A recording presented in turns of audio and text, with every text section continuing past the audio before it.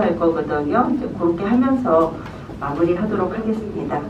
근데 이제 제가 이거 중간에 안 들고 할 거예요. 제가 조금 크게 할게요. 왜냐하면 제가 PPT를 돌리고 이거 원고 뭐 하다 보면 손이 여러 개가 제 목소리 들리세요? 네. 그래서 그냥 할게요.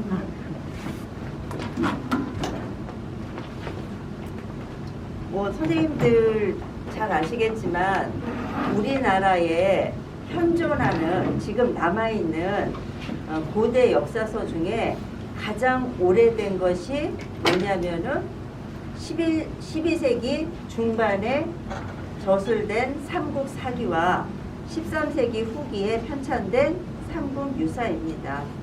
근데 뭐 그렇다고 해서 그 전에 우리나라에 역사서가 없었던 게 아니라 여러 가지 전란과 환란을 겪으면서 대부분 소실되고 지금 남아있는 것 중에 가장 오래된 게 가장 대표적인 게 그 두 개예요. 그렇기 때문에 우리의 입장에서는 그 무엇보다도 소중하고 값진 그러한 역사서라고 얘기할 수 있을 것 같습니다. 근데 이제 그럼에도 불구하고 그 우리 대한민국 국민들 중에 삼국사기와 삼국유사에 대해서 그래도 어느 정도 이렇게 조금 깊이 있게 알고 있는 분들은 제 생각에는 그렇게 많지 않을 것 같아요. 그래서 이제 오늘은 지난번에는 삼국유사를 먼저 수업을 했고 제가 그때 이미 공지를 했어요. 다음번 강의는 삼국유사 할 거라고. 그때 삼국사기 들으셨던 분들은 웬만하면 빠지지 말고 꼭 오시라는 말씀을 부탁을 드렸는데 제가 보니까 거의 한 70% 정도는 오신 것 같아요. 몇 분 빠지시는 분도 좀 있기는 하지만 그래서 이제 오늘은 이제 삼국유사를 이제 함께 조금 공부를 하고 삼국유사에 대한 선생님들의 조금 인식과 지평을 조금 넓혀 나가는 그런 시간을 갖도록 하겠습니다. 일단 오늘 제가 강의할 내용들은 크게 이렇게 5가지로 나누어서 볼 수 있을 것 같아요. 이게 삼국유사가 편찬하게 된 배경과 목적이 무엇인가 그거에 대해서 설명을 할 것이고 그 다음에 이 책을 서술하는 체제는 어떻게 돼 있고 구성은 어떻게 돼 있는가 그런 설명을 할 거고요. 그 다음에 저자인 이련 스님으로 알려져 있잖아요. 그 이련 스님에 대한 간단한 설명과 함께 그 삼국유사를 통해서 저자의 역사인식, 역사가가 역사를 바라보는 것을 뭐라고 하냐면 사관이라고 얘기합니다. 그러한 역사인식 사관이 어떤가, 어떤 견지에서 역사를 바라보았는가 그런 부분에 대해서 설명을 하고 그 다음에 이 삼국유사가 갖는 의의와 그 다음에 우리 또 이후에 이거에 대해서 어떤 연구들이 더 필요한가 뭐 이후의 과제 그 다음에 아까도 얘기했지만 마지막으로 지난번에 공부했던 삼국사기하고 삼국유사를 서로 이렇게 비교하는 그런 시간을 갖도록 하겠습니다. 먼저 삼국유사를 편찬하게 되는 그 시기에 고려의 상황은 어떠한 시기였는가 그거부터 먼저 살펴보도록 할게요. 1170년에 삼국유사가 편찬된 건 1281년이에요. 그런데 그 전에 상황들을 보면 고려를 전기 후기로 나눌 때 무엇을 기준으로 해서 전기 후기로 나누느냐 하면은 무신의 난을 기점으로 해서 전기 후기로 나누게 됩니다. 그래서 그냥 우리가 뭐 시대 구분을 할 때 뭐를 기점으로 해서 나눈다고 할 때 아니 그냥 밥 먹고 심심하니까 이제 요거 기점으로 해서 한번 나눠봐서 하는 게 아니에요. 이거를 기점으로 해서 전후가 엄청나게 역사적, 정치적, 사회적으로 큰 변화가 뚜렷하게 보이는 그 시점을 근거로 해서 시대 구분을 하거든요. 그래서 그 무신의 난 이후에 그 전에는 이제 크게 전기 후기로 나눌 때는 전기에는 누가 실권을 갖고 있었냐면은 문신들이 실권을 갖고 있었는데 무신의 난 이후에는 이제 주도권을 누가 장악을 하게 되냐면은 무신들이 장악을 하게 되죠. 예. 그렇게 되면서 이제 우리 지금의 정치 상황이나 시대 상황하고 이렇게 견주어봐서 얘기를 해보면 무신들은 그동안 뭘 가져본 적이 별로 없잖아요, 제대로. 근데 가져본 적이 없는 사람이 뭐를 갖게 되면 어떻게 돼요? 주체를 잘 못해. 그러니까 기득권들한테 더 많은 뭔가가 가는 것도 문제지만 아무것도 갖고 있던 기반이 없던 사람이 갑자기 뭐가 이렇게 막 생기게 되면 주체를 잘 못하거든요. 이제 그런 여러 가지 상황 속에서 정치 사회적으로 커다란 변화들이 일어나요. 그래서 아까도 얘기했지만 가장 큰 변화는 정치의 중심이 문신에서 무신으로 바뀌게 된다라는 거. 그 다음에 저 뒤에서도 잠깐 얘기하겠지만 또 중요한 커다란 변화 중에 하나는 뭐냐면 고려는 무엇을 국교로 했죠? 불교를 국교로 했어요. 조선시대는 유교를 국교로 했는데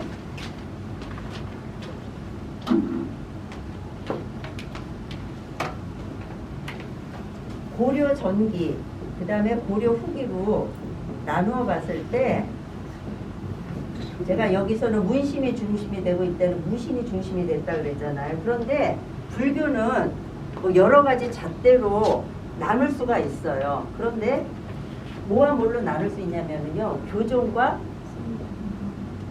선종으로 나눌 수 있어요. 불교의 궁극적인 목표는 뭐냐면은 깨닫는 거예요. 그런데 교종은 뭐냐면 부처님이 하신 말씀을 글로 잘 정리해 놓은 거를 뭐라고 하죠?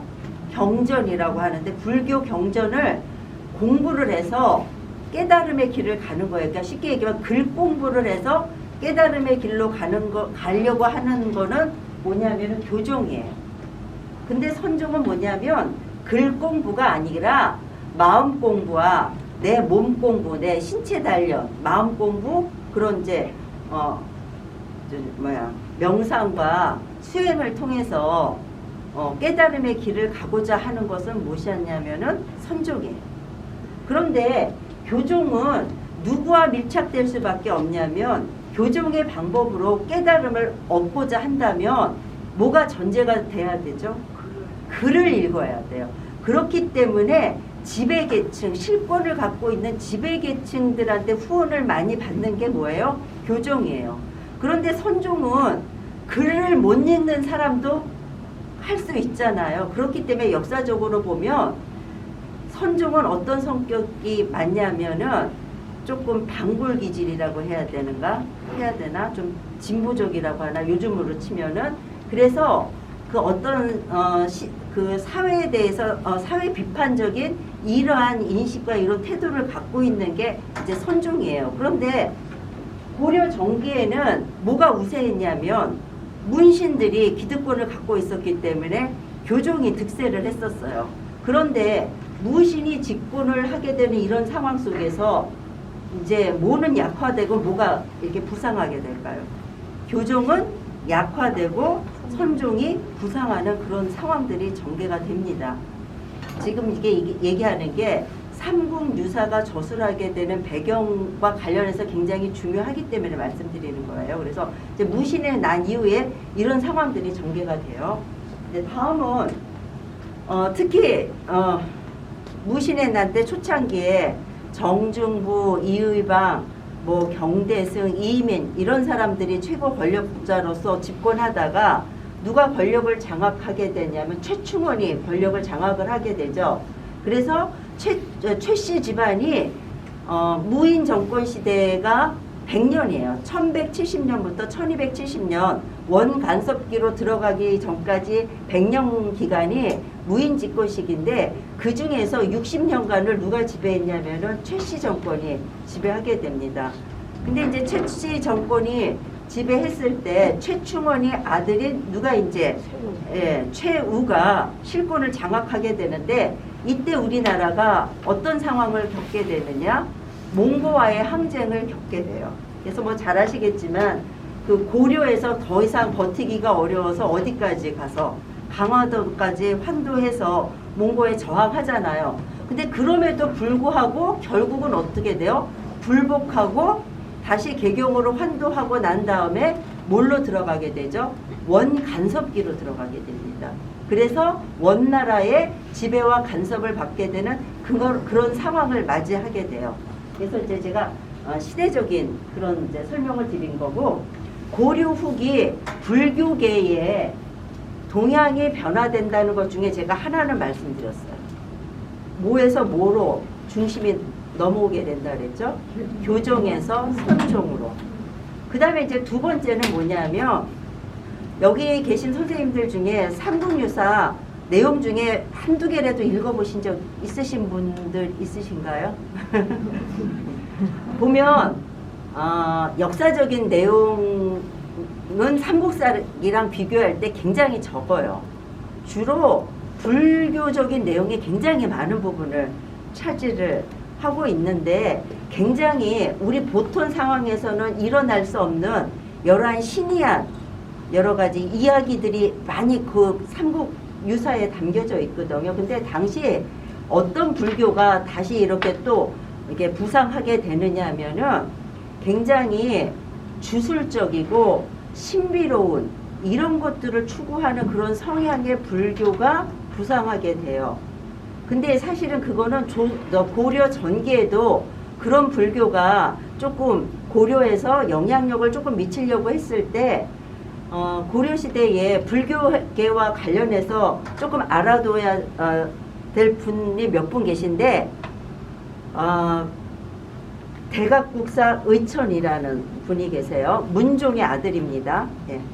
그래서 이제 교종을 중심으로 해서 선종을 통합하고자 했던 사람이 대각국사 의천인데, 이제 의천의 입장에서는 이런 불교가 고구려에서 그 영향력이 커진다는 것 자체에 대해서 별로 긍정적으로 생각하지 않았기 때문에 그거를 많이 이렇게 이제 뭐라고 할까 좀 눌렀다고 해야 되나, 억제시켰는데, 고려 후기로 이렇게 가게 되면서 이제 그런 신비적이고 주술적인 이런 성향을 지닌 그런 불교가 굉장히 많이 부상을 하게 돼요. 제 생각에는 그렇게 될 수밖에 없었던 이유는 정치 사회적으로 안정된 사회가 아니라 굉장히 혼란하고 불안정한 사회가 되니까 사람들이 자꾸 그런데 어떻게 돼요?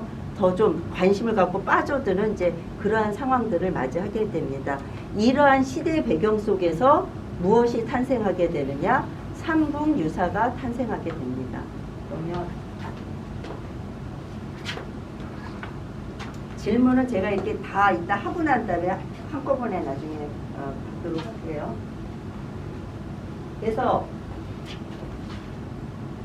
이제 아까 이런 이런 상황들을 맞이하게 되는데, 결국은 이제 혼란한 사회, 무신난 이후에 혼란한 사회가 전개가 되고, 몽고와의 황제, 원간섭기로 이렇게 들어가다 보니까 고려가 굉장히 어떻게 될 수밖에 없어요. 고려라는 나라가 굉장히 위축될 수밖에 없죠. 다른 나라의 지배를 받게 되는 상황이니까 위축될 수밖에 없죠. 근데 저는 이제 개인적으로 우리나라 역사에서 이제 역사를 이렇게 공부하다 보면 제일 기분 좋은 시기가 고구려 광개토왕후고 장수왕 시대가 제일 기분이 좋아요. 우리가 뭔가 이렇게 막 대회를 막 뻗쳐 나갔던 시기잖아요. 근데 그 다음으로 기분 좋은 시기는요, 저는 고려 시대예요. 왜냐하면 고려는요, 비록 다른 나라의 침략을 받았을 때라도 끝까지 뭘 지키려고, 고려의 자주성을 지키려고 부단히 노력했던 나라예요. 거란 침략 때도 거란의 침략을 결국은 어떻게 했어요? 고려가 막아냈어요. 그리고 이제 원간섭기로 들어갔지만 고려의 왕들이 고려의 자주성을 찾기 위해서 부단히 물밑에서 굉장히 많은 노력을 했던 그런 나라거든요. 그래서 그런 측면에서 굉장히 저는 긍정적으로 생각을 하는데, 고려의 자주성이 굉장히 심하게 타격을 입었잖아요. 그러면은 결국은 고려인들은 뭐를 잃게 돼요? 그 자존감을 잃게 되잖아요. 이런 상황 속에서 쓰여진 것이 바로 뭐다? 삼국유사입니다. 그래서 고려인의 자주성, 또 고려인이 가지고 있는 문화적인 우월성을 이 삼국사기의 편찬을 통해서 고려인들이 다시 한번 그런 것들을 환기시키고 자각할 수 있는 뭔가의 동기부여를 주고자 하는 그런 차원에서 서술된 것이 바로 뭐다? 삼국유사다. 이렇게 생각을 하시면 돼요. 우리 그 전에 지난번에 공부했던 삼국사기도 그냥 만들어진 게 아니죠. 뭐와 뭐를 겪고 난 다음에, 기억나세요? 이자겸의 난, 묘청의 난을 겪고 난 다음에 고려의 혼란한 사회를 진정시키고 국왕을 중심으로 한 체제로 개편하는데 거기에 뭐를 끌어들이는 거예요? 유교적 합리주의에서 다스려지는 나라를 구현하겠다라는 그러한 목표를 갖고 쓰여진 게 뭐냐면은 삼국사기예요. 그래서 이게 이렇게 생각하시면 될 것 같아요. 역사서가 언제 편찬이 되느냐, 이제 몇 가지가 있거든요. 한번 생각해 보세요. 역사서의 편찬이 필요한 시기가 어떤 때인가?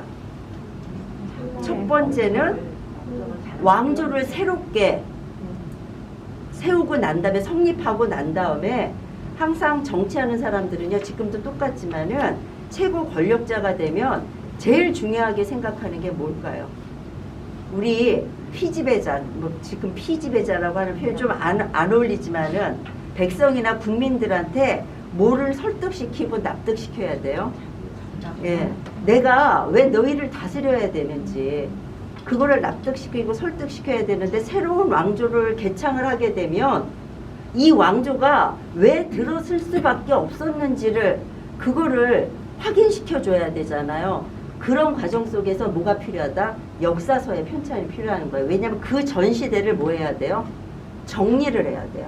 그래서 이 전 시대가 이러이러해서 결국은 이러이러한 왕조를 다시 개창할 수밖에 없었다라는 명분과 당위성을 만들어내요. 그래서 역사 편찬은 대부분 보면 새로운 왕조의 개창과 함께 쓰여져요. 그 가장 대표적인 게 고려사, 이런 게 조선 초에 이제 쓰여졌죠. 그 다음에 삼국시대의 대표적인 역사서 지금 남아있진 않아요. 쓰여진 걸로. 고구려에 뭐가 있다고 알려져 있냐면은 유기가 있었고, 그 다음에 백제에 고흥이 서기를 썼고, 그 다음에 신라가 진흥왕 때 고칠부로 하여금 국사를 편찬했다라는 기록이 남아있어요. 근데 지금 고구려는 유기는 어느 왕 때 쓰여질지는 정확하지 않아요. 그런데 지금 백제, 신라를 보면 공통점이 있어요. 고흥이라는 사람이 서기를 쓴 시점은 언제다? 백제 근초고왕 때고, 그 다음에 신라의 진흥왕이 고칠부로 하여금 국사를 쓰게 했다고 했잖아요. 그런데 백제의 최전성기가 언제 때였다? 근초고왕 때였고, 그 다음에 신라의 최전성기가 누구 때였어요? 진흥왕 때요. 자기가 최전성기 때 선생님들 같으면 어떠시겠어요? 내가 이만큼 이뤄놨는데 이거를 뭐예요? 후대에 보여주고 싶을 거 아니에요. 내가 이만큼 이뤄놓은 것을. 이제 그러한 상황 속에서 뭐가 또 편찬이 된다? 역사서가 편찬이 돼요. 그 다음에 세 번째, 지금 삼국사기, 삼국유사 똑같아요. 국난을 겪게 될 때 굉장히 어려워갖고 이거를 다시 뭐예요? 다시 항상 우리가 새 출발을 할 때는 그냥 막바로 새 출발할 수가 없어요. 내가 걸어온 길을 일단 한번 돌아보고 무엇이 잘못됐고 내가 앞으로 뭘 고쳐서 다시 출발해야 될까를 재점검해야 되잖아.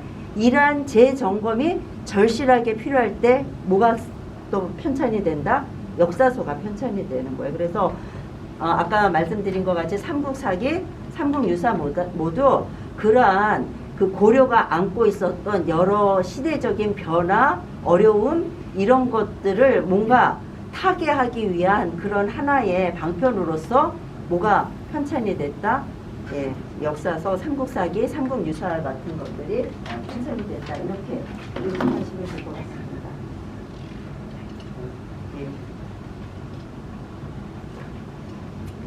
그래서 아까 제가 그 고려 후기 불교계 동향이 변화됐다는 건 아까 말씀드렸으니까 설명 더 안 할게요. 그래서 신비적이고 주술적인 성격을 띤 불교라고 하는데 이제 잠깐만 얘기할게요. 이런 불교를 뭐라고 하는지 혹시 아세요? 불교인데 굉장히 신비적이고 주술적인 성격을 띤 불교를 뭐라고 하나요? 지금 제가 혹시 제대로 말씀하셨어요? 뒤에 있을 것 같아요. 아니 제가 들었는데 없어진 거 같아요. 제가 어디다 놓고 맨날 못 찾아. 아니면 없었나? 저 뒤에 있을 것 같아요. 아, 아예 없었나요? 네. 아, 있어요.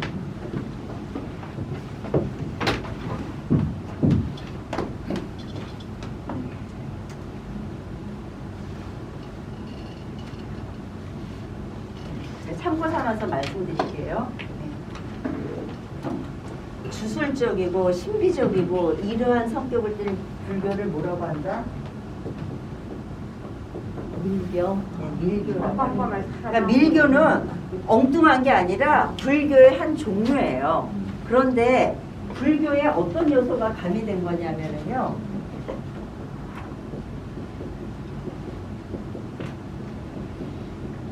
힌두교적인 요소가 가미된 것을 뭐라고 한다?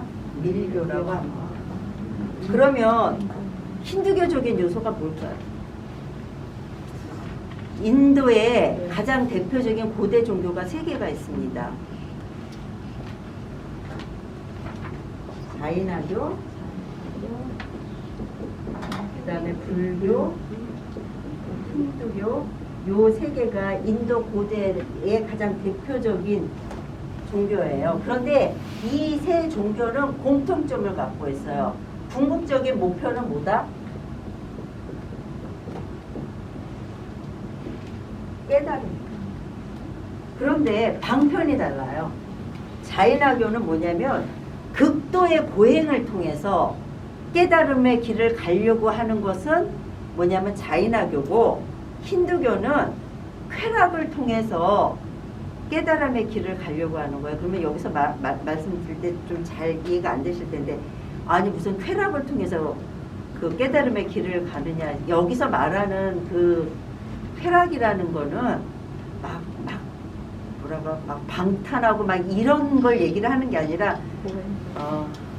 선생님들 이렇게 어디 좋은 데 가셨을 때 좋은 풍경을 봤을 때 거기에 옳고 그르다는 생각이 개입이 되나요? 일단 딱 보면 어때요? 아 좋다, 아 편안하다, 이렇게 이런 즐거움을 추구하면서 그러면서 깨달음의 길을 가려고 하는데, 이제 거기에 힌두교는 좀 특이한 게 남녀의 성적인 그러한 것도 굉장히 중요한 그러한 어떤 즐거움을 갖는 그런 쾌락을 생각을 하고 있기 때문에 그런 부분도 이제 포함이 돼요. 그래서 요 밀교가 바로 불교의 힌두교적인 요소가 가미가 된 건데, 참고 삼아서 하나만 더 말씀드리면 원나라의 간섭을 받게 되죠, 고려가. 그런데 원나라가 숭상했던 종교가 있어요. 뭐냐면은 볼게요.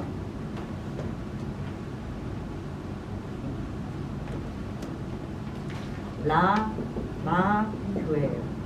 라마교는 뭐냐면은요, 밀교가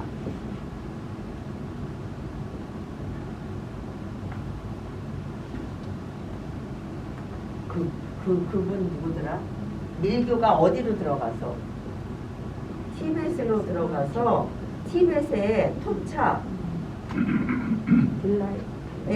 지금 그 사람이 생각이 안 나요.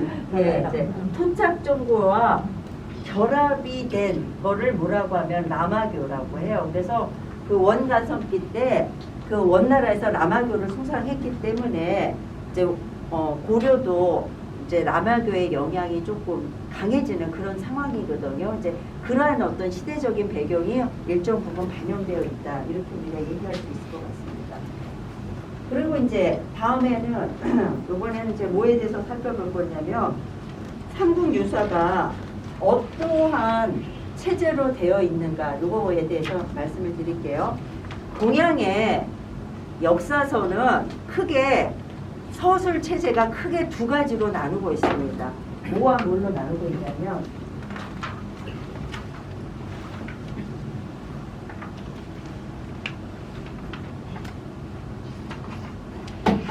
편년체와 뭘로 나눈다? 서술체제가 예, 맞아요.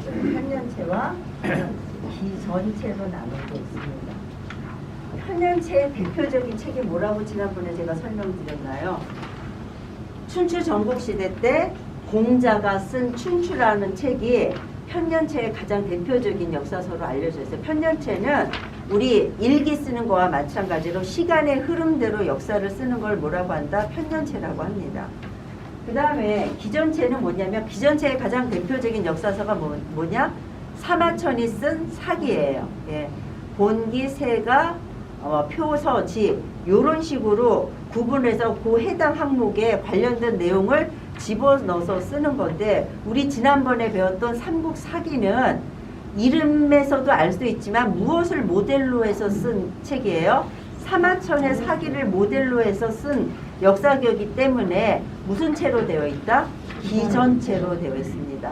그런데 삼국유사는 체제가 뭐라고 말하기가 어려워요. 왜냐하면 아까 기전체는 어떻게 된다? 자, 본기, 세가 뭐 열전, 표서 이런 식으로 5개의 부분을 일반적으로 되어 있다는 말씀을 드렸는데 이거는 어떠한 사건을 중심으로 해서 그것이 일어나게 된 원인, 그 다음에 경과, 결과 이런 것들 중심으로 해서 서술을 했고 그 다음에 특히 불교와 관련된 내용들이 굉장히 많아요.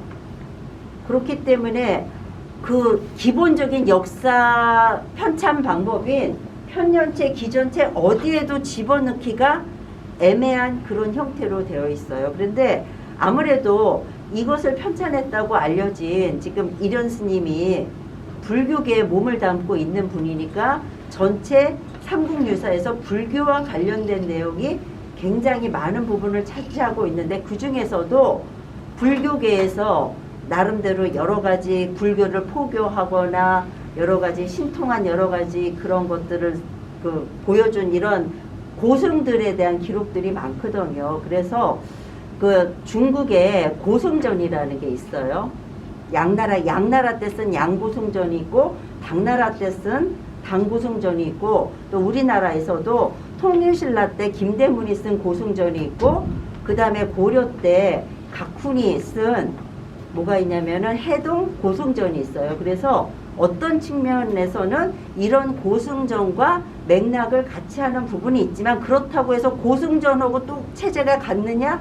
또 그것도 아니에요. 그래서 체제가 뭐라고 확실하게 얘기하기 어려운 그런 체제로 되어 있다. 굉장히 그 이련이라는 스님, 이것은 저자가 자기의 주관적인 의지에 의해서 체제를 자기 나름대로 다시 만들어서 쓴 그러한 뭐 역사서라고 얘기할 수 있는데 사실은 삼국유사는 역사서라는 말을 좀 하기가 어려워요. 역사적인 내용이 전체에서 그 차지하고 있는 부분이 삼국사기는 이거는 정사예요. 전체가 역사와 관련된 얘기인데 삼국유사는 요 앞쪽에 와서 앉으셔요. 거기 의자 없지? 네? 여기 저 안 앉으니까 상관없어요. 삼국유사는 저기 앞에 좀 이따가 이제 저기 구성 설명하겠지만은 앞에 왕력편하고 기이편 요 2개만 역사와 관련된 내용이지 나중에 나머지는 불교사와 관련된 내용들이 더 많거든요. 그래서 좀 일반적인 그런 체제와는 다른 체제를 갖고 있다 해서 이제 그렇게 이해하시면 될 것 같아요. 그래서 사실은 삼국유사는요 여기 얘기한 것 같이 역사적인 내용도 다루고 있지만 그다음에 그 내려왔던 여러 가지 종교, 풍수, 문화, 예술 그러니까 사실은 보면 종합적인 역사 문화서라고 얘기할 수 있어요. 그러니까 단순하게 역사서라고 얘기하기보다는 역사와 문화를 같이 다 포괄하고 있는 이제 그러한 체제로 되어 있다. 그런데 주로 이제 삼국유사하면은 5권과 9편으로 되는데 이 9편이 왕력, 기, 흥법, 탁상, 의회, 신주, 강통, 피, 호선 해서 9개의 항목으로 되어 있는데 9편으로 되어 있는데 그 중에 아까 말씀드렸지만 역사와 관련된 내용을 담고 있는 건 그 중에 모으고 못밖에 없다. 왕역편과 하지만 뭐냐면 고구려와 같은 경우에요. 왕역편에 첫 번째 구절에 뭐라고 되어 있냐면은 제가 첫 번째 왕부터 마지막 왕까지 쭉 연표를 정리해놨고 중요한 내용만 간단하게 서술하고 있다 그랬잖아요. 그러면 고구려의 첫 번째 왕이 누구예요? 원주. 동명상왕이라고도 하고 또는 뭐라고 해요? 주몽이잖아요. 근데 거기서는 뭐라고 돼 있냐면 주몽은 단군의 아들이라고 나와 있어요. 굉장히 중요한 의미입니다. 뒤에서도 얘기하겠지만은 이게 무슨 말이냐면은 주몽이 단군의 아들이라면 진짜 단군이 난 아들이라는 뜻이 아니라 사실은 단군은 특정한 사람을 일컫는 것이 아니라고 보고 있어요. 그 당시에 최고 권력자를 불렀던 고조선 시대 때 이제 그런 호칭으로 얘기가 되고 있는데 결국은 단군의 아들이라고 말한 거는 고구려가 어디를 계승한 나라라는 거를 단적으로 얘기해주고 있는 거예요. 고구려는 단군 조선을 계승한 나라다. 예, 그런 점에서 굉장히 시사하는 바가 커요. 왜 더 시사하는 바가 크냐? 동북공정, 중국에서 얘기하는 동북공정에 우리가 대응 논리를 제시할 수 있는 굉장히 중요한 그런 내용을 담고 있다는 점에서도 우리가 또 주목을 해야 될 부분이 좀 있는 것 같습니다. 그 다음에 기편에서는 기편 보면 그 고조선 이후에 남쪽과 북쪽에 있었던 여러 나라들이 있잖아요. 고조선의 준왕이 고조선의 이제 마지막 왕이라고 얘기하는 준왕이 결국은 위만조선이 성립이 되면서 남쪽으로 내려와서 스스로 한왕이라고 자기를 칭했고 거기에서 뭐가 형성됐다고 나와 있죠. 우리 이제 옛날에 배운 책에서는 사만. 사만이 이제 거기서부터 비롯됐다 할 때 이제 그런 관련된 그런 역사적인 기록들이 있는데 삼국사기하고 삼국유사하고 다른 거는요. 삼국사기를 쓴 사람은 누구예요? 김부식인데 김부식은 어떤 사람이냐면 유학자예요. 그래서 이렇게 우리가 상식적으로 생각을 했을 때 있을 법하지 않다고 생각한 것은 어떻게 했을까요? 그런 내용은 안 써요. 그런데 이 이련 스님이 쓴 삼국유사는 자기의 판단에 의해서 쓴 게 아니라 한간에 이렇게 전승됐던 여러 이야기들이 있잖아요. 그것을 일일이 뭐를 했냐면은 체록을 해서 쓴 거기 때문에 본인이 판단해서 가감을 해서 쓴 게 아니라 체록을 하면서 그대로 썼기 때문에 우리가 상식적으로 생각했을 때 있을 법하지 않았던 얘기도 전승되는 얘기들은 그대로 기록으로 남겼어요. 그래서 그런 부분에서 굉장히 좀 다른 차이점을 갖고 있다라는 얘기를 할 수 있어요. 그래서 이제 제가 이따 뒤에 삼국유사 할 때 사자는요, 일사자를 써요. 그 다음에 저기 삼국사기 할 때 사자는요, 우리 많이 이거 쓰는, 이거 무슨 뜻이냐면은 기록한다라는 뜻이거든요. 그렇기 때문에 두 그 역사서의 성격이 그 한자 하나로서도 극명하게 다르다라는 걸 보여줄 수 있어요. 그 설명은 뒤에서 하도록 하겠습니다. 그 다음에 이제 뭐 대부분 이제 불교와 관련된 건데 헌법편에서는 뭐냐면 법이, 불교에서는 법을 뭐라고 하냐면은요, 제가 여기서 설명할 때 들으셨던 분도 있을 거예요. 법을 포교하고 널리 퍼뜨린다라는 의미인데, 헌법이라는 것은 불교에서 법은 뭘 법이라고 한다? 부처님의 가르침을 법이라고 해요. 그래서 뭐 기독교에서 가장 중요한 거는 누가 하신 말씀이에요? 하나님이 하신 말씀인데 불교에서 가장 중요한 건 누가 하신 말씀이에요?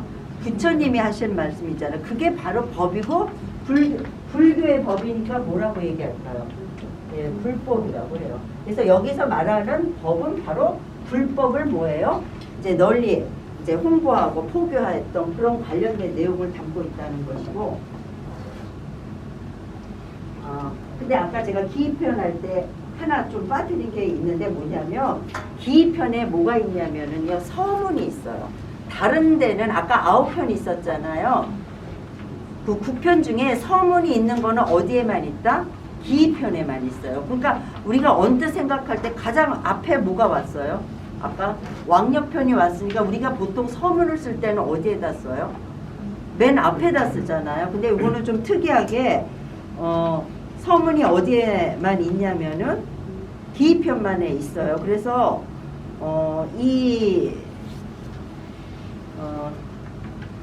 기편이 어떻게 보면은 기편에 있는 서문이 이 삼국유사 전체에 대한 그런 어떤 전체 글에 대한 서문의 역할을 하고 있는 것이 아닌가 그런 이제 추론을 해볼 수 있는데 제가 여기서는 정리 안 했는데 거기 서론에 뭐라고 돼 있냐면 요건 제가 그냥 보고 읽도록 할게요.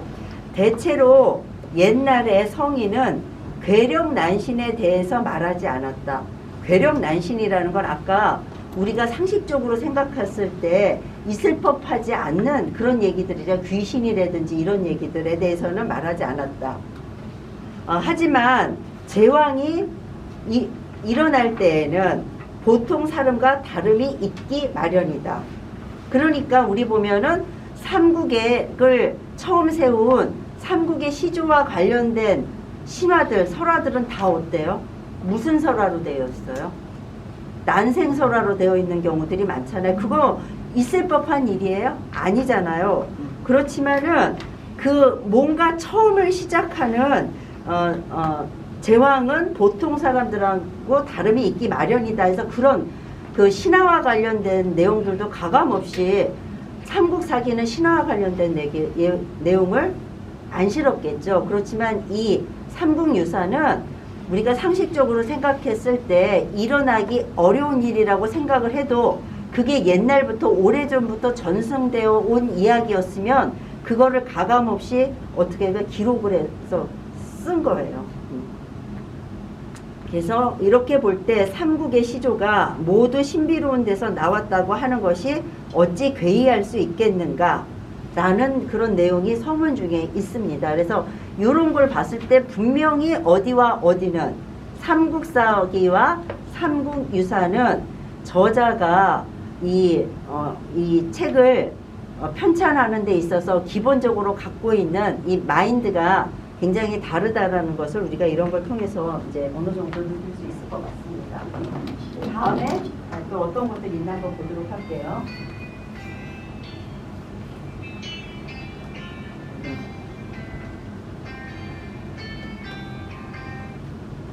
다음에 지금 9편 중에서 지금 이제 두 번째요. 탑상편과 의회편이 있는데 탑상편은 제가 세부 전공이 뭐냐면 고고미술사예요. 이제 사학과에 들어가서 박사 과정을 고고미술사 전공을 했거든요. 그래서 저희 같은 사람은 삼국유사에서도 제일 주목해서 봐야 될 부분이 어디다? 바로 탑상편이에요. 불탑과 불상과 비롯된 불교 미술과 관련된 그러한 조성 배경이라든지 관련된 내용들이 주로 담겨 있는 곳이 어디다? 탑상편입니다.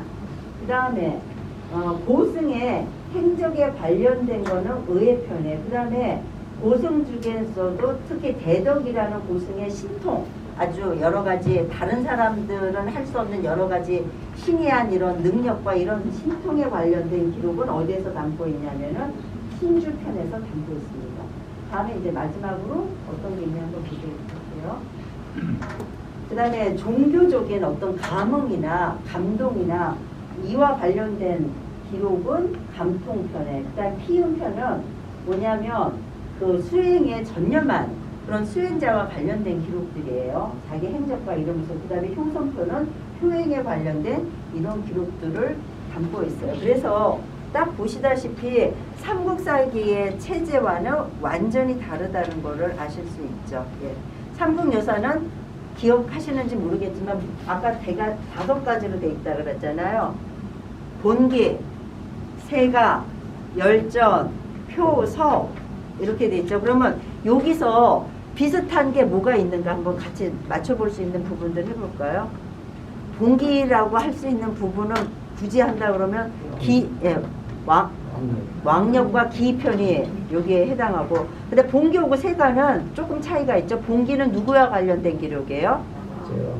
그러니까는 이제 왕이라고 하지만 중국에서는 천자 내지는 황제와 관련된 기록이고 세가는 제후와 관련된 기록이에요. 그 다음에 열전은 황제도 아니고 제후도 아닌데 그 시대에 좋은 쪽으로 이름을 남겼거나 나쁜 쪽으로 이름을 날렸거나 그 시대에 이름을 날렸던 관련된 사람들의 이야기가 열전이고 그 다음에 이제 표, 서 이렇게 그래서 표는 아까 얘기했죠. 왕녀편과 같은 거라고 볼 수 있고 그 다음에 서는 뭐냐면은 지금 정치와 관련되지 않은 정치 인물과 관련되지 않은 여러 가지 의식과 의례 뭐 이런 제도 이런 거와 관련된 내용을 담고 있는 부분을 뭐라고 한다? 서라고도 하고 삼국사기에서는 뭐라고 하고 있다? 지라고 하고 있습니다. 그래서 이제 그런 체제로 되어 있는데 그런 것과는 굉장히 다른 체제를 하고 있다는 걸 알 수 있습니다. 그래서 아까도 얘기했지만 왕녀편하고 기편은 역사와 관련된 내용을 다루고 있고 흥법편 이후에는 주로 불교와 불교 승려와 관련된 이야기를 다루고 있어요. 그래서 사관에 의해서 사관이 한자를 뭘 쓰느냐에 따라서 달라요. 볼관자를 쓰면 뭐예요? 역사가가 역사를 바라보는 시각을 사관이라고 하고 여기서 말하는 사관은 뭐예요? 우리 저기에서 일하는 사람이라고 생각하시면 돼요. 지금의 국사편찬위원회에서 역사서 그 편찬과 관련된 일을 주로 하는 공무원을 뭐라고 하냐면은 사관이라고 하죠. 그래서 그 사관에 의해서 쓰여진 정사체의 삼국사기와는 굉장히 체제가 다르다는 걸 알 수가 있습니다. 그다음에 아까 제가 말씀드렸다시피 이런 것들 고승전하고 좀 그래도 비슷한 부분이 있지 않는가. 하지만 고승전은 주로 불교와 승려에 관련된 기록만을 담고 있지만 삼국유사는 불교와 승려와 관련된 기록 외에도 아까 뭐가 있었어요? 효행편도 있고 이랬죠. 무슨 다. 그래서 그런 부분에서 또 고승전하고 똑같다고 얘기할 수도 없고 그 다음에 이제 역사와 관련된 거는 이제 특히 왕녀편은 뭐 역사와 관련된 거긴 하지만 표 중심이 있기 때문에 또 역사와 관련된 기록이라고 얘기할 수 있는 것은 이제 기편이라고 이제 볼 수 있다. 그 다음에 이제 이련 스님에 대해서 보도록 하겠습니다. 근데 이제 제가 이제 조금 더 이련 스님에 대해서도 설명을 하고 그 다음에 이련 스님의 역사 인식에 대해서 말씀을 드리다 보면 궁금증이 생기시는 게 많을 거예요. 이해가 안 되는 부분들이 꽤 있으실 거예요. 이제 그런 부분들을 함께 좀 생각하고 정리하는 시간을 좀 갖도록 하겠습니다. 저자 이련이라는 분은 고려 후기의 고승인데 9살에 출가해갖고 22살에 승과에 급제를 했어요. 이제 여기서 또 눈여겨보아야 될 거는 뭐냐면은 고려 시대에는 스님이 아무나 될 수 없었어요. 과거에 뭐가 있었다? 예, 승과가 있었어요. 대신 뭐는 없었다? 고려 시대에는 무과가 없었습니다. 문과, 승과, 잡과가 있었어요. 잡과는 뭐냐면 요즘으로 치면 기술직이에요. 기술직이나 그 다음에 그걸 뭐라고 하죠? 통역하는 사람, 역관 이런 사람들 뽑는 게 이제 아까 뭐라 그랬더라? 제가 말하고도 잊어버렸어. 잡과. 그래서 승려가 아무나 될 수가 없었어요. 그래서 당시는 아까 제가 대각국사 의천이 문종의 아들이라 그랬죠. 그 다음에 이제 또 그 고려시대 때 또 한 세력 했던 집안 있죠. 이자연, 이자겸. 이쪽 집안에서도 일부러 자녀들을 출가를 시켰어요. 왜냐하면 불교가 고려사회에서 굉장히 큰 헤게모니, 권력을 장악을 하는 그러한 어떤 조직이었기 때문에 그런 어떤 엘리트 계층들이 많이 승려가 됐던 그런 시기거든요. 그래서 여기 보면 이련이라는 승려가 승과에 급제를 해서 선사를 거쳐서 결국은 국존으로까지 추대가 된 그런 인물입니다. 그러니까는 그 다음에 이분이 100권 이상의 저술이 있다고 전해지고 있어요. 이 이련 스님의 묘비 비석에 보면 이분의 이제 업적과 이런 것들이 묘비에 이렇게 이제 쓰여져 있잖아요. 그런데 거기 보면 100편 이상의 저술이 있다고 전해지고 있는데 현재까지 남아있는 것은 뭐만 남아있냐? 삼국유사만 남아있고 그 다음에 더 우리가 좀 이상하게 생각해야 되는 것은 이련 스님의 비문에는 그분이 저술한 책으로 뭐가 언급되고 있지 않다. 아예 삼국유사가 언급조차 되고 있지 않아요. 그렇기 때문에 사람들이 어떤 의구심을 가졌냐. 정말 삼국유사를 이련 스님이 쓴 건 맞아? 라는 그런 의구심들이 굉장히 많이 지금까지도 있어 와요. 그래서 이제 최근에는 어떤 시각으로 보는 경우들이 많냐면 이 삼국유사를 이련 스님이 혼자 편찬한 게 아니라 이련 스님이 중심이 되고 이련 스님의 이제 제자들, 이제 승려들 중에 제자들이 이것을 이제 같이 도와서 그렇게 해서 왜냐하면은 여러 가지 한간에 떠도는 그러한 이야기들을 체록으로 해서 기록으로 남기는 거를 이렇게 높은 자리까지 올라가셨던 분이 그 직접 다니면서 체록을 해서 기록을 했겠어요. 누가 도와주는 사람이 없으면 그런 작업을 할 수가 없기 때문에 지난번에도 얘기했지만 삼국사기도 요즘에는 김부식이 편찬했다고 얘기 안 합니다. 김부식이 중심이 되어서 아까 제가 사관이라 그랬죠. 지금으로 치면은 국사편찬위원회에서 일하는 사람 사관 10명의 편사관이 거기 같이 합류를 해서 제작을 한 거지 혼자다. 물론 진두지휘를 했던 사람은 누구다? 김부식이니까 김부식의 입김이 좀 더 강하게 반영될 수는 있지만 혼자 저술된 것은 아니라고 얘기하는데 삼국유사 역시도 이련 스님 혼자 저술한 게 아니라 이련 스님과 그의 제자 집단들에 의해서 그렇게 제작된 결과물로 나온 것이 아닌가 이제 그렇게 추론을 하고 있습니다. 그 다음에 지금 판본은 뭐 별로 전해지는 게 많잖아요. 몇 개 정도 전해지고 아까 여기 비문에는 저서 중에 보이지 않는다라는 거. 그래서 우리가 조금 이제 좀 생각을 해야 될 게 뭐냐면 진짜 이련 스님이라는 사람과 그 다음에 역사화된 이련 스님과 과연 동일한 인물로 봐야 될 것이냐 아니냐라는 부분에 대해서 좀 고민이 필요하다는 거죠. 왜냐하면 국사까지 지냈어요. 그러면 더 이상 올라갈 데가 없는 사람이에요. 그렇게 더 이상 올라갈 수 없는 데에 있는 사람이 이런 일을 그것도 김부식은 그 삼국사기 자기가 혼자 편찬한 거 아니죠. 누구의 명을 받고 당시 인조의 명을 받고 한 거예요. 그런데 이게 누가 하라는 것도 아니고 자기 자신이 스스로 이거를 해야 된다는 필요성을 갖고 과연 이렇게까지 할 수 있었을까라는 그런 의구심이 여전히 좀 많이 드는 부분이 있다라는 이제 그런 이제 시각들이 좀 강합니다. 그래서 진짜 이련이라는 스님과 우리가 알고 있는 역사화된 이련 스님과 너무 갭이 크지 않은가 이제 그런 추론들도 하고 있다는 거죠. 그 다음에 그 삼국유사가 삼국사기하고 역사가가 역사를 바라보는 시각을 제가 아까 뭐라고 한다 그랬죠?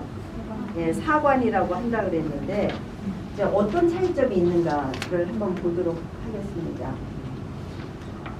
삼국사기는 어떤 입장에서 역사를 바라보려고 한 거예요? 유교적인 입장에서. 그런데 이 삼국유사는 유교적인 입장에서 벗어나서 그렇기 때문에 이렇게 기존의 삼국사기와는 그런 측면에서 좀 다르다는 거죠. 그 유교적인 합리주의 이런 거에 대해서 어느 정도 이제 비판적인 어떤 그런 태도를 갖고 있는 것이 아닌가. 그 다음에 뭐를 강조했다 그랬죠? 실제로 일어나기 어려운 신이한 여러 가지 일들 이런 것들을 대거 많이 강조하고 있어요. 그 다음에 불교적인 색채, 신화적인 색채 이런 것들이 많이 포함이 되어 있습니다. 그 다음에 아까도 얘기했지만 특히 건국의 시조의 탄생과 관련된 그런 이야기들은 다 어쩌면 신이한 이야기로 되어 있잖아요. 우리 보통 사람들하고는 다른 그런 어떤 신이한 이야기로 구성이 되어 있고 그렇지만 우리가 또 높게 평가를 해야 될 거는 뭐냐면 역사서를 사실 쓴다는 게 쉬운 작업이 아니에요. 뭐냐면 우리가 학생들한테 이제 주로 많이 얘기하는 게 애들한테 레포트 써서 뭐 제출하라 그러면은 뭐부터 일단 찾아야 되겠어요. 자료를 찾아야 되겠죠. 근데 내가 자료를 다 찾았다고 해서 이 자료 다 여기저기 쓸 거예요? 아니잖아요. 그러면 그 자료를 뭐 해야 돼요? 취사 선택을 해야 되죠. 그런데 취사 선택하는 기준이 뭐가 돼야 될까요? 내 취향에 맞는 것만 하면 안 돼요. 특히 역사가는. 어떻게 해야 되냐. 이 자료가 신뢰성이 있느냐 없느냐 그걸 갖고 뭐 해야 돼요? 취사 선택을 하고 그 다음에 그 자료를 갖고 쓸 때 자기 양심에 비추어 봤을 때 부끄럽지 않게 써야 되는 거예요. 그러니까 예를 들어서 근현대사 같은 경우 쓰기 어렵거든요. 아직 그 관련된 사람들이 살아 있잖아요. 또 밑에 또 관련된 사람들. 그렇기 때문에 내가 도덕적인 양심에 그 부끄러워지 않게 쓰려고 했을 때 위해를 받을 수도 있고 여러 가지 어려움에 처할 수도 있는데 그럼에도 불구하고 쓰려고 했느냐 안 했느냐 이런 것들을 다 골고루 봤을 때 이런 것들이 잘 갖춰진 것을 좋은 역사서라고 얘기를 하는데 특히 삼국유사는 어떤 면에서 우리가 참 긍정적으로 바라봐야 되냐면 자기의 생각에 의해서 이렇게 버리고 취한 것보다는 그 오랫동안 전승된 이야기를 있는 그대로 채록해서 그대로 쓰려고 하는데 굉장히 충실했다는 게 뭐와 많이 다르다? 삼국사기와 굉장히 다르다라는 이제 그런 평가를 받고 있어요. 그래서 이제 그 부분에 대한 거는 이제 조금 더 말씀을 드리도록 하겠습니다. 그래서 이런 그 기본적인 특징들을 반영을 하고 있다. 그래서 이제 그런 부분을 살펴보면 될 것 같고요. 그 다음에 불교적 신화적 세계관, 이제 아까 얘기했던 내용이고, 그 다음에 또 우리가 삼국유사를 높게 평가하는 이유 중에 하나는 굉장히 어떤 입장에서 쓰려고 했다?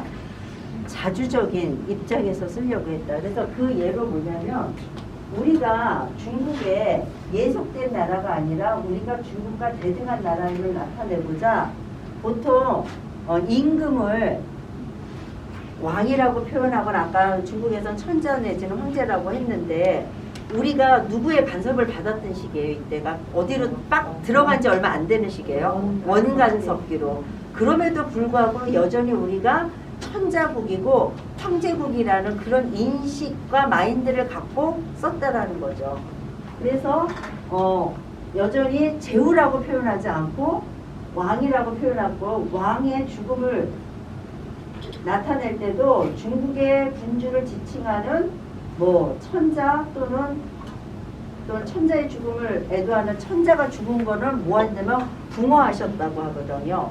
이런 표현들을 이 삼국유사 안에서 그런 용어들을 사용했다라는 거는 여전히 우리가 실질적으로는 원간섭기에 들어갔지만 우리의 정신은 여전히 살아있다. 우리는 여전히 고려의 자주성을 그대로 지키고 또 그걸 수호하려고 한다라는 그런 의식이 곳곳에서 살필 수 있다는 점에서 굉장히 중요한 부분들을 볼 수 있을 것 같습니다. 그래서 여기 이제 얘기했지만 이러한 역사 저술 태도는 몽고족이 침략을 했고 또 우리 민족이 순환을 당하고 결국 원간섭기로 들어가게 됐잖아요. 그래서 삼국유사와 같은 이런 그 저술을 통해서 우리의 이런 억눌려 있었던 잃어버리고 살았던 그런 민족혼을 깨우고자 했던 그러한 자주의식을 강하게 표출하고 있다는 점에서 굉장히 우리가 또 주목해 봐야 될 그런 부분들이 있는 것 같습니다. 그 다음에 아까도 얘기했지만 불교와 관련된 얘기를 많이 다루고 있고 그래서 불교사적인 입장에서 바라보려고 했던 그런 역사서가 지금 남겨져 있는 건 없거든요. 그래서 그런 측면에서 봤을 때 또 우리가 또 좀 새롭게 볼 수 있는 부분들이 있고요. 그러면 이제 사학적인 역사학적으로 우리가 삼국유사가 갖고 있는 의의가 무언가를 할게요. 삼국유사는 삼국사기하고 비교할 때 아까 괴력난신과 관련된 이야기는 삼국유사에는 집어넣지 않았을 거 아니에요. 그러면 삼국사기에는 단군 신화를 포함시켰을까요? 안 시켰을까요? 안 시켰죠. 그런데 삼국유사에는 단군 신화를 포함시키고 있습니다. 그래서 단군 신화를 포함시켰다라는 것은 우리 민족의 처음에 근원이 어디서부터 시발점을 어디에서부터 찾고자 했다? 단군 조선에서부터 찾고자 했던 그러한 분명한 의지를 갖고 있다는 점에서 우리가 이제 좀 주목을 해볼 필요가 있고요. 그 다음에 아까도 얘기했지만 역사뿐만 아니라 다양한 내용들을 싣고 있기 때문에 이제 방대한 자료집의 성격을 지닌 역사, 문화서라고 얘기할 수 있다. 단순한 역사서가 아니라 조금 더 포괄적인 그런 성격을 띠고 있다. 그래서 한국 고대 문화 자료의 보고라고 얘기할 수 있다. 그러니까 내가 여기 이제 주부들 많으신데 음식을 하려면 뭐가 있어야 돼요. 쉽게 내가 뭘 만들어 먹을 수 있는 재료가 있어야 될 거 아니에요. 삼국유사는 이렇게 꺼내올 수 있는 재료들이 너무 많다는 거죠. 이제 삼국사기는 기본적인 역사적인 내용만 다루고 있는데 반해서. 그 다음에 이제 두 번째 어떤 의의가 있느냐. 역사와 신화와의 연계성을 보여주고 있다는 점이에요. 이게 지금 그래서 사실은 삼국유사는 옛날에는 삼국사기와는 별로 비교가 안 됐어요. 뭐에 대해서 압도적으로 훨씬 더 사람들이 많이 연구하고 관심을 가졌느냐, 삼국사기에 대해서 관심을 가졌는데 최근에 들어서는 삼국사기 못지않게 삼국유사에 대한 관심이 많아지고 있습니다. 그것 중에 가장 두드러지는 부분이 뭐냐면 신화와 역사를 연계하고 있다는 부분이에요. 아까 실질적으로 일어나기 어려운 이러한 내용들도 그냥 과감하게 다 거기에다 체록을 했잖아요. 거기 기술을 했잖아요. 이게 왜 중요하냐면요. 옛날에는 역사적인 자료를 뭐에만 국한을 시켰냐면요. 글로 쓴 문헌 자료에만 국한을 시켰어요.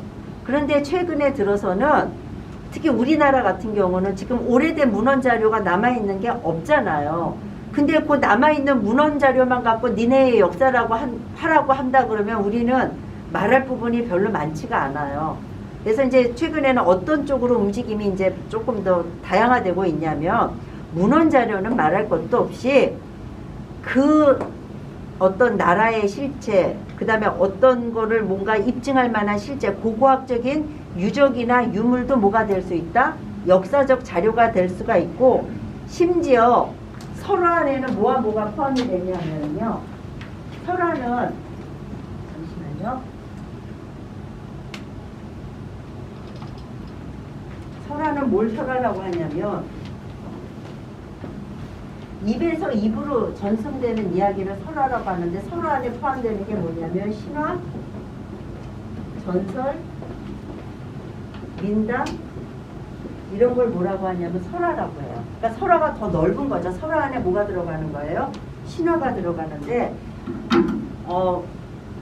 이 설화적인 내용을 역사라고 봐야 된다 하면은 선생님들 속으로 어떻게 생각하시겠어요? 수긍하시겠어요? 좀 수긍이 금방 잘 안 되시죠. 그래서 물론 설화 이꼬르 역사라고 얘기하기는 어렵지만 설화 안에 역사적인 실체를 보여주는 팩트가 그 안에 있다라고 보는 게 최근의 경향이에요. 그것에 힘을 실어주게 된 게 뭐냐면 이제 고고학자 중에 슐리만이라는 고고학자가 있었는데 트로이 하면 딱 생각나시는 신화 뭐 있어요? 트로이의 목마. 이 트로이의 목마가 전승되는 지역을 집중적으로 발굴 조사한 결과 뭘 찾아냈다? 트로이의 유적을 찾아내게 됩니다. 그렇기 때문에 신화 또는 설화 이꼬르 역사라고 얘기하기는 볼 수는 없지만 이 안에 당시의 시대상을 보여주는 그 무언가가 이 안에 포함이 되어 있다. 그렇기 때문에 이것도 역사의 일부분으로 봐야 된다라는 게 최근의 시각이거든요. 그런 맥락에서 봤을 때 그 옛날에 역사와 신화와의 그러한 경계 없이 그런 것들을 같이 체록하면서 기록으로 남겼다라는 게 지금 21세기 입장에서 보면 굉장히 신선한 충격이라고 얘기할 수 있는 거죠. 그만큼 시대를 앞선 그러한 성격의 그런 역사 문화서라고 볼 수 있다는 거죠. 그 다음에 제일 중요한 건 이 세 번째예요. 아까 삼국사기에서는 단군 신화를 다루고 있지 않고 삼국유사에서는 단군 신화를 다루고 있습니다. 이게 무엇이 다르냐? 사람이요, 흔히 말해서 좀 근본 있는 집안은 뭘 중요시해요? 네? 아니, 자기 조상을 잘 섬기고 그 다음에 뭐예요? 그 지금 제가 사실은 이제 저기 관심이 많아서 답사를 많이 다녔어요. 묘비 앞에, 그러니까 무덤 앞에 가면 묘비가 있잖아요. 묘비 위에 부분은 묘비 관석이라고 하는데 거기 문양들이 있어요. 그게 시대마다 다르고 같은 집안에 따라 다르고 좀 그래요. 그래서 그 특색을 좀 이제 뭐 연구하려고 많이 다녔는데 지금도 그 뼈대 있고 괜찮은 집안은 그 묘를 지키는 그 후손들이 거기서 살고 있어요. 그 부분에서. 예. 근데 사람들 마찬가지예요. 내 뿌리와 근원을 정확하게 아는 거는 살아가는 데 있어서 굉장히 중요해요. 왜냐하면 역사라는 게 뭐냐면 추적하는 것보다 더듬는 거거든요. 나는 우리 집단은 우리 민족은 어디에서부터 시작이 돼서 어떠한 과정을 거쳐서 지금의 여기에 있는가를 확인하는 데 있어서 제일 중요한 건 바로 뭘 찾는 거예요? 뿌리를 찾는 거예요. 그 뿌리의 근원을 설정을 해놓고 거기에서부터 시작했다라는 거죠. 그래서 우리들한테 어떤 정체성과 자존감을 형립하는 데 있어서 굉장히 중요한 역할을 했다는 거예요. 왜냐하면 역사에서 단군 의식이 강화되는 시기가 있어요. 우리 한국사를 쭉 이렇게 살펴보면 어느 시기에 단군에 대한 인식이 강화될까요? 개국. 네? 개국은 아니요. 개국보다 우리가 고난에 빠졌을 때, 힘들 때, 그럴 때 우리는 하나다. 우리가 대동단결해야 된다는 그런 인식이 커질 때 뭐라고 얘기해요? 우리는 누구의 자손이다? 당군의 자손이라고 얘기하면서 우리가 하나로 될 수 있는 구심체의 역할을 한다는 말이에요. 이제 그런 측면에서 봤을 때 우리 역사의 처음의 시발점을 단군 신화를 얘기했다는 건 단군 조선에서부터 보고 그 맥락을 얘기했다라는 그런 부분이 사람이 사실은 돈이 많고 뭐 아무리 저거 하더라도요, 자기 정체성이 분명하지 않은 사람, 자기 근원과 자기 존재에 대한 자신감과 확신이 없는 사람은 사실은 정신적으로 멘탈이 그렇게 강하지 못해요. 그래서 심지어 21세기 사회학자들은 뭐라고 얘기하고 있느냐, 21세기를 리드할 나라는 과연 어떤 나라냐. 우리 언뜻 생각하면 정치적으로, 경제적으로, 군사적으로 강한 나라가 21세기를 지배할 거라고 그건 누구나 다 생각하잖아요. 그런데 다른 얘기를 해요. 21세기를 궁극적으로 지배할 나라는 자기 정체성이 분명한 나라가 21세기를 지배할 거라고 얘기하고 있습니다. 저도 그거에 대해서는 맞는 말인 것 같아요. 그런 부분에서 우리의 뭔가 뿌리와 근원을 단단하게 잡아줄 수 있는 그런 어떤 그런 역할을 했다는 점에서 삼국사기가 제가 봤을 때는 굉장히 그런 부분에서 이제 조금 차별화되는 그런 부분들이 있다는 얘기를 말씀드릴 수 있을 것 같아요. 그 다음에 어떤 부분이 한번 볼게요. 그러니까 이게 아까도 얘기했지만 이게 그 고려의 입장에서 13세기 후기가 진짜 국난의 시대예요. 고려가 남의 지배를 받아본 거는 원간섭기가 처음이잖아요. 물론 다른 나라들이 침략을 하고 쳐들어왔지만 거란이 침략을 하고 금이 또 침략을 해서 금에 또 대해서 사대 관계를 했어도 원간섭기와 같은 그런 지배를 받아본 거는 처음이잖아요. 그런 국난의 시대에 우리가 우리의 근원을 찾고 우리가 하나 될 수 있는 어떤 구심체의 역할을 할 수 있는 그러한 부분을 단단하게 그 삼국유사라는 그 책자 속에 담아놨다라는 거는 그런 면에서 우리한테 굉장히 중요한 의미를 갖는다. 그리고 결국은 우리 지금 그런 과거를 더듬어 봐서 현재가 있는 거고, 현재가 제대로 있어야 또 뭐가 있는 거예요. 우리의 미래가 있는 거지 사실은 과거와 현재가 없는 미래는 없는 거예요. 그렇기 때문에 그러한 어떤 근원과 뿌리를 확실하게 잡아줬다는 면에서 삼국 유사가 갖는 그런 부분들이 굉장히 의미가 있다고 얘기할 수 있을 것 같습니다. 그리고 이제 또 이건 지금 얘기했죠. 그 다음에 그 저술 방법에 있어서도요, 삼국사기는 이제 어떤 예를 얘기할 때 어떤 식으로 했냐면, 그래서 사실은 삼국사기가 비난을 많이 받았어요. 특히 신채호 선생과 같은 민족주의 사학자들한테 어떤 사건과 사실에 대해서 평가를 할 때 중국의 예가 이렇기 때문에 이거는 옳고 이거는 그르다라는 논지를 핀 게 굉장히 많아요. 그런데 이 삼국유사는 중국의 사례를 주로 인용을 하기보다는 우리의 여러 가지 상황들을 얘기를 하면서 그런 자료들을 많이 제시하는 쪽으로 이렇게 기술을 하고 있어서 그런 부분에 있어서도 삼국사기와 좀 많은 차이점을 보이고 있다. 이제 이런 시각을 우리가 가져볼 수 있을 것 같습니다.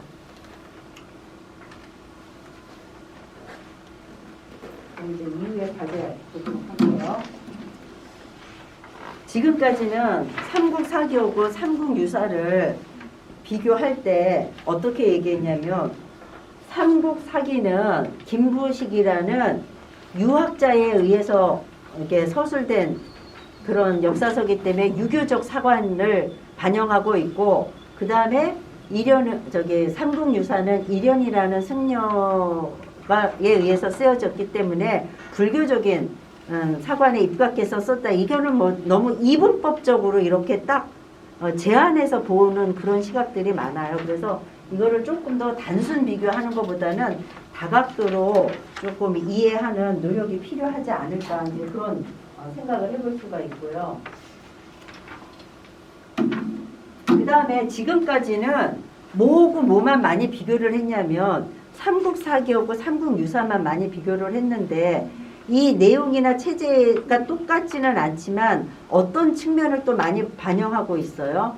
고승전과 같은 측면을 또 반영하고 있는 부분이 많으니까 삼국유사가 이 둘과의 그런 관련성이나 이런 연구, 비교 연구도 앞으로는 조금 더 활발하게 이루어져야 되지 않을까, 그런 생각을 해볼 수 있을 것 같습니다.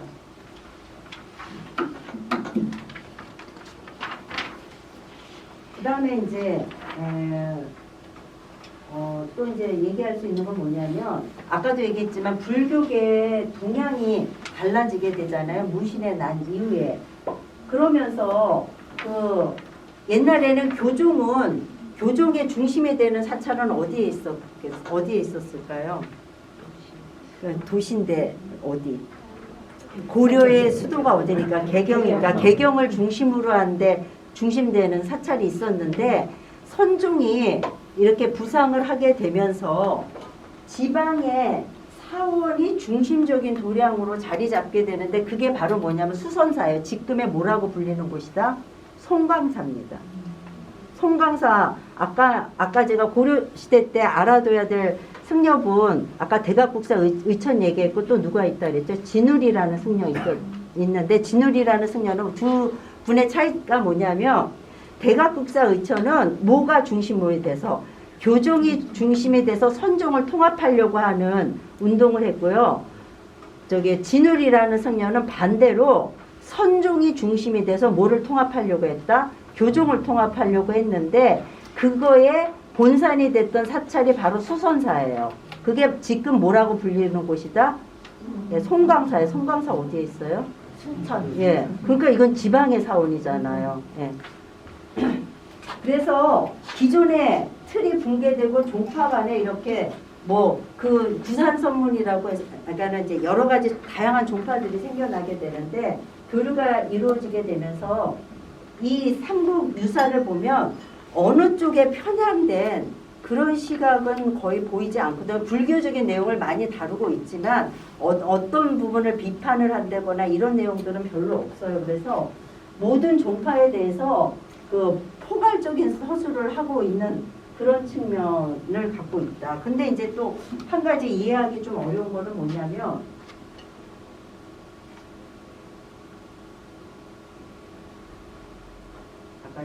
나가 있는 얘기 있고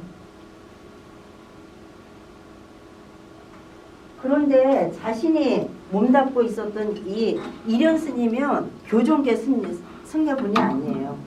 그 무신난 이후에 어떻게 되냐면은 뭐가 더 우세하게 된다 그랬죠? 선종이 더 우세하게 돼. 그래서 그 아까 저기 수선사가 중심이 돼갖고 교종을 중심으로 해서 선종을 그러니까 선종을 중심으로 해서 교종을 통합을 시키고 새로운 종파를 만들어내게 돼요. 종단을. 그게 바로 뭐다?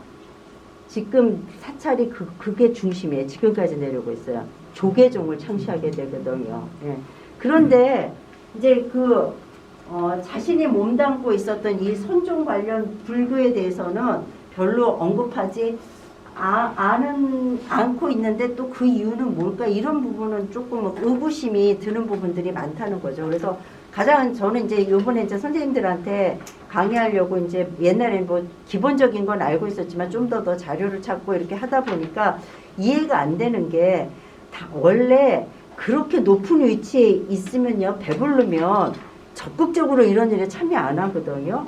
그런데 무슨 계기로 이러한 부분에 그것도 국가의 지원을 받은 게 아니라 개인적으로 이렇게 이 부분에 적극적으로 해서 이런 결과물을 남겨놓게 됐는지 이제 그런 시대적인 상황은 이해가 되지만 이 개인이 왜 그렇게 할 수밖에 없었는지 그런 관련된 정황은 전혀 지금의 상황으로서는 오히려 김구식이 그때 그거를 쓸 수밖에 없었던 삼국사기를 쓸 수밖에 없었던 그러한 상황과 비교했을 때는 그런 정황들이 잘 포착되지 않는다라는 게 조금 좀 앞으로 이게 그 연구해야 될 부분이 아닌가 그런 생각을 해보게 됩니다.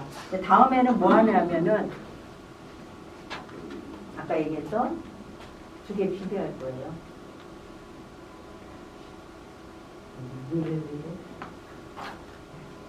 삼국사기하고 삼국유사 비교할 겁니다. 지난번에 들으셨던 분들은 뭐 이해하는데 별 어려움이 없으시겠지만은 또 오늘 처음 듣는 분들이 있으니까 그래도 간단하게 설명하면서 하도록 할게요. 일단 어떤 게 더 먼저 편찬된 거예요? 삼국사기하고 삼국사기. 네. 삼국사기. 헷갈리더라고요. 네? 이제까지 삼국유사가 더 먼저 아니, 편찬된 것들로 지금 알고 있는데 네, 삼국사기가 더 그럼요. 삼국사기가 더 먼저 삼국사기는 12세기 중반, 예. 그 다음에 삼국유사는 13세기 후반 예. 이렇게 딱 100년. 한 100년 조금 넘게 차이 나죠. 예. 그래서 인종 때 쓰여진 건데 인종의 왕명에 의해서 쓰여졌으니까 이건 뭐예요? 관찬사서예요. 개인이 쓴 게 아니고 개인이 쓴 역사서는 뭐라고 하냐면 사찬사서라고 하죠.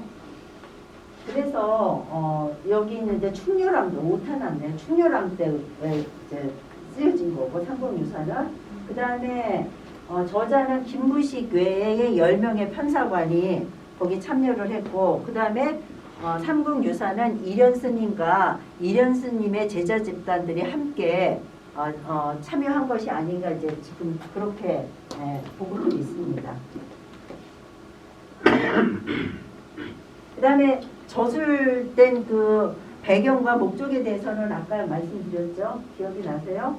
이거는 묘총의 그러니까 이자겸의 난과 묘총의 난 이후에 민심이 분열에 되어 있으니까 이 민심을 수습을 하고 왕을 중심으로 한 중앙집권 체제를 강화하고 그러한 묘총이 뭘 갖고서 난을 일으켰어요? 뭘 주장하면서 서경청도, 네, 풍수지리설과 같은 이런 그 모험주의나 이런 거보다는 유교적인 합리주의, 인치주의에 의해서 다스려야 된다라는 이제 그런 입장에서 서술이 됐는데 근데 이제 이거를 우리가 또 긍정적으로 봐야 될 부분은 뭐냐면은요.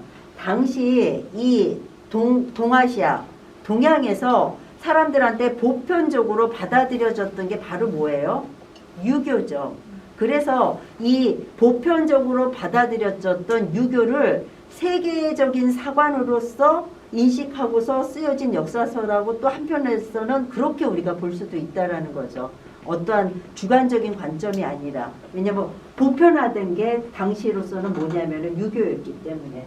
그런 이제 얘기를. 그런데 왜 묘청이 그 승려였었는데 어떻게 그 유교적인 약간 그 입장을 감히 많이 그 생각을 했을까요? 저 그런 얘기 안 했는데. 아니 우리가 묘청이나 그냥 이후에. 들었을 때 묘청이 승려니까 네. 이 불법 정도를 많이 더 뭐 위주로 생각을 해야 한다고 우리 그냥 일반인들은 생각을 하잖아요. 네. 그리고 그런데 어떤 유교적인 입장을 많이 좀 강을 했으며 또 혹자는 또 어떤 서경 천도설이 지금 그 역사학자들 생각도 그때 평양으로 천도를 했더라면 더 우리나라가 북방으로 진출하고 대외 중국과의 하는데 경쟁력이 더 있었을지 모른다는 옹호하는 그런 역사학자 상당히 많이 매스컴이나 이쪽 커뮤니케이션에서 좀 떠드는 해자드는 일이 있더라고요. 그래서 네. 아니 근데 예.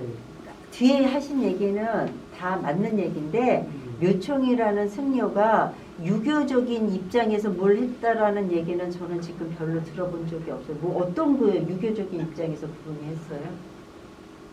서로가 판이 나뉘게 돼요. 뭐냐면은 개경파와 서경파로 나뉘게 예, 되죠. 그건 다 그러니까 개경파는 김부식을 중심으로 하는 문인 세력이고, 그 다음에 서경파는 묘청을 중심으로 해서 네. 서경으로 천도하다라는 그런 건데, 이 얘기가 나온 건 뭐냐면 이자겸의 난인이 여러 가지 불미스러운 일이 계속 개경에서 일어나니까 처음부터 고려 초기부터 이 개경이 지력이 약하기 때문에 고려 초에도 왕들이 굉장히 여러 가지로 환란을 많이 겪었어요. 태조 왕건이 죽고 난 다음에 광종이 즉위하기 전까지 정치적으로 굉장히 혼란했거든요. 예. 그래서 이런 안 좋은 일이 일어나는 게 다 지력이 약하기 때문이다. 그래서 지력이 좋은 평양으로 천도해야 된다는 설이 이미 고려 초부터 있었어요. 근데 이제 그 이자겸의 난인이 이런 것들이 일어나게 되니까 이제 그런 내용을 갖고 다시 누가 또 주장하게 된 거냐면 묘청이 주장을 하게 됐는데, 왜 개경파와 서경파로 나뉘게 되냐면은요, 보면 이 개경파는요 자기네들의 근거지가 어디예요? 개경이잖아요. 서경으로 가면은 좋을 게 하나도 없어요. 자기가 여기 개경을 중심으로 해서 모든 중심적인 세력을 다 갖고 있는데, 그 기득권을 갖고 있는데 거기로 가는 거 당연히 반대하죠. 오히려 서경천도를 주장하는 사람들은 개경에 그렇게 자기 세력이 확실하게 있지 않으니까 결국은 정치의 중심들을 이렇게 옮김으로써 김부식을 중심으로 한 이 개경파의 세력을 약화시키려는 그런 저희도 같이 있으니까 당연히 서로가 대립하게 될 수밖에 없는 거죠. 그러니까 역사는요, 사실은 평가하기가 어려워요.